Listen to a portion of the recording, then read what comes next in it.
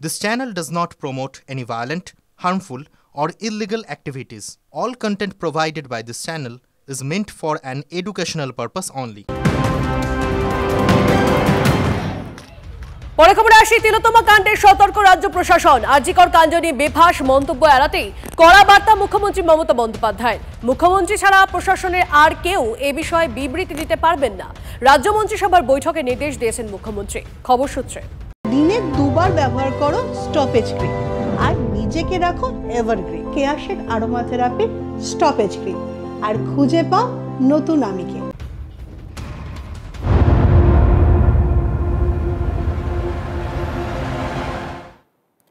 তিলোত্তমা ধর্ষণ ও খুনের ঘটনায় এবার ৩ মূর্তি রহস্য। তিলোত্তমার পরিবার যখন টালা থানায় এফআইআর করতে যায়, পিছু পিছু নাকি গিয়েছিল ৩ তরুণ। অভিযোগ তারা নাকি এফআইআর এর কপিও দেখতে চায়। তারা কারা? সন্দেহের তালিকায় ৩ মূর্তির এন্ট্রি তিলোত্তমার বিশেষ বন্ধুর কথায়।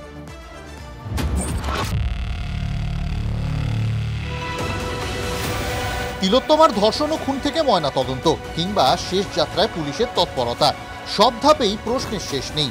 লম্বা সেই প্রশ্নের তালিকায় এবার যুক্ত হলো রহস্যের ৩ মূর্তি। তিলোত্তমার মৃত্যুর পর এফআইআর দায়ের করতে টালা থানায় গিয়েছিল তার পরিবার। সেখানেই উদয় হন এই ৩ মূর্তি। শুনুন কি বলছেন তিলোত্তমার বিশেষ বন্ধু। ৩ জন ছেলে এসেছিল যে যারা এসে বলে যে আমরা এফআইআর, আমরা কলেজ থেকে আসছি আরজিকর থেকে, এবং আমরা এফআইআরটা একবার দেখতে চাই। তখন আমি তো সেই অবস্থায় ছিলাম না, আমার মানসিক একটা ব্রেকডাউন হয়েছিল। আমার বন্ধু বান্ধবরা তাদেরকে আটকায় এবং বলে যে আপনারা এই মুহূর্তে এফআইআর দেখতে পারবেন। এইটাই। তাদের কোনো পরিচয় জানতে চাওয়া হয়েছিল? তাদেরকে জিজ্ঞাসা করলে তারা বলে যে আমরা আরজিকর থেকে আমরা এসেছি আপনাদের সাহায্য করতে, কিন্তু আমরা বলি যে আমাদের সাহায্যের কোনো দরকার নেই। তিলোত্তমার পরিবার এফআইআর এর কপি দেখাতে অস্বীকার করে, জানায় তাদের কোনো সাহায্যেরও প্রয়োজন নেই। কিন্তু তবুও টালা থানা থেকে যায়নি ৩ মূর্তি। আয় বসেছিল তারা। কতক্ষণ? একটা মেডিকেল কলেজের ৩ জন ছাত্র এসে বলছে আপনাদের এফআইআরটা আমি দেখতে চাই। তারপরে তারা দেখতে চাইছিলেন যে এক্স্যাক্ট কি লেখা হয়েছে সেখানে অভিযোগপত্র। হ্যাঁ, অস্বাভাবিকতা মনে হয়েছে বলেই তো আমার বন্ধুরা তাদেরকে আটকায় এবং তাদেরকে দেখতে দেয় না। তারা কোনো পরিচয় দেয়নি যে কোন বর্ষের ছাত্র। আরজিকর মেডিকেল কলেজ তো অনেকগুলো স্ট্রিম আছে, অনেকগুলো বিভাগ আছে।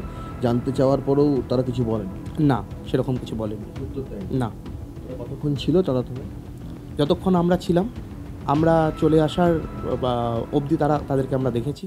টালা থানায় পরিবারের সঙ্গে সে রাতে কি ব্যবহার হয়েছিল পরিবারের অভিযোগগুলো মনে আছে। দেখুন না কি করছে পুলিশ, কি করছে আমাদের পুলিশ, আমাদের কিভাবে অত্যাচার করছে, পুলিশ আমাদের কিভাবে অত্যাচার করছে। ওই দেখুন ডেড বডি নিয়ে চলে গেছে, ডেড বডি নিয়ে কোথায় চলে গেল? আমাদেরকে মেয়েটাকে মেরে ফেললো, তারপরে একাদ অত্যাচার আমাদের উপরে। পরিবার টালা থানার বিরুদ্ধে হেনস্থার অভিযোগ করেছে, কিন্তু ৩ মূর্তির যে ছবি পাওয়া গেছে তাতে টালা থানার ভেতরেই বসে আছে তারা, আশেপাশে কেউ নেই। এই ৩ মূর্তি পরিবারকে জানায় তারা আরজিকরের ছাত্র, কিন্তু আরজিকরের কেউ কি তাদের চেনেন? টালা থানায় ৩ জনকে পাঠানো হয়েছিল যে ৩ জন এফআইআর এর বয়ান দেখতে চেয়েছিল। তারা এফআইআর এর বয়ান দেখাননি, কিন্তু যতক্ষণ না পর্যন্ত বাবা মা টালা থানা ছেড়েছে ততক্ষণ পর্যন্ত তারা এখানেই ছিল। এইগুলোও কি একটা সন্দেহের কারণ? অবভিয়াসলি পুরো জিনিসটাই সন্দেহের মধ্যে আছে এবং প্রশাসন সেই জায়গায় যে সম্পূর্ণ ব্যর্থ সেটা বারবার প্রমাণ হয়েছে, এখনো প্রমাণ হয়ে যাচ্ছে। সেই জন্যই আমরা সিবির পদত্যাগ চাই। তোমাদের কোনো প্রতিনিধি কি টালা থানায় গিয়ে? না, আমাদের কোনো প্রতিনিধি যায়নি টালা থানায়, একদমই না। যারা গেছিল তাদেরকে আইডেন্টিফাই করা হোক এবং কেন গেছিল সেটাও জানা হোক। আন্দোলনকারীরা চেনেন না, পরিবার চেনে না, তিলোত্তমার বিশেষ বন্ধুও চেনেন না। তাহলে এই ৩ মূর্তি কারা? কি উদ্দেশ্যে টালা থানায় গিয়েছিলেন তারা? কেন এফআইআর দেখতে চায় তারা? রহস্য আরও ঘনিয়ে উঠছে যে। সৌরভ দত্তের রিপোর্ট, TV9 বাংলা।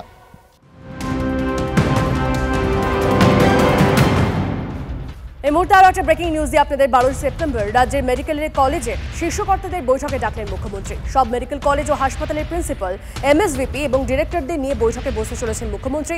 বৈঠকে থাকার নির্দেশ জেলা শাসক, পুলিশ সুপার, কমিশনারেটের সিপি, সিএমওএইচদের।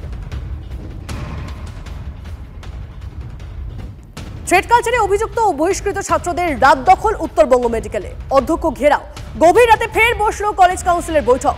5 ছাত্রের বহিষ্কারের সিদ্ধান্ত স্থগিত, জানালেন অধ্যক্ষ।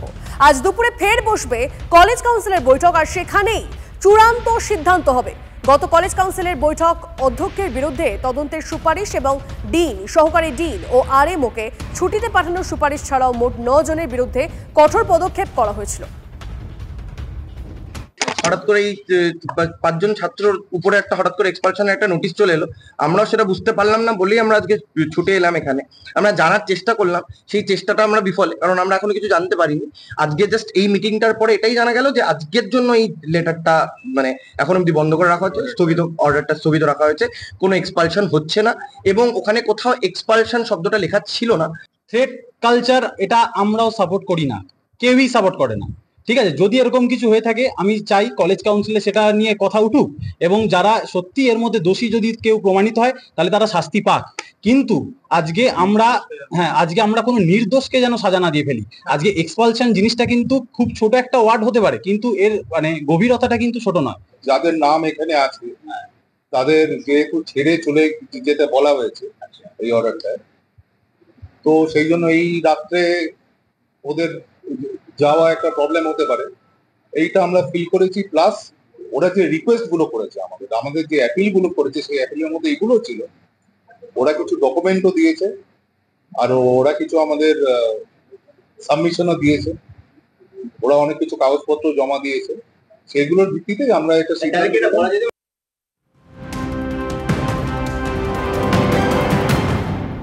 এবার একটা উলট পুরাণের খবর দিই আপনাদের। রাজ্যের ইলিশ যাচ্ছে বাংলাদেশে। দীঘা, ডায়মন্ড হারবার, ফ্রেজারগঞ্জের ইলিশ যাচ্ছে বাংলাদেশে। ইলিশ রপ্তানি সম্ভব হচ্ছে, এটাই বড় বলে মত বিশেষজ্ঞদের।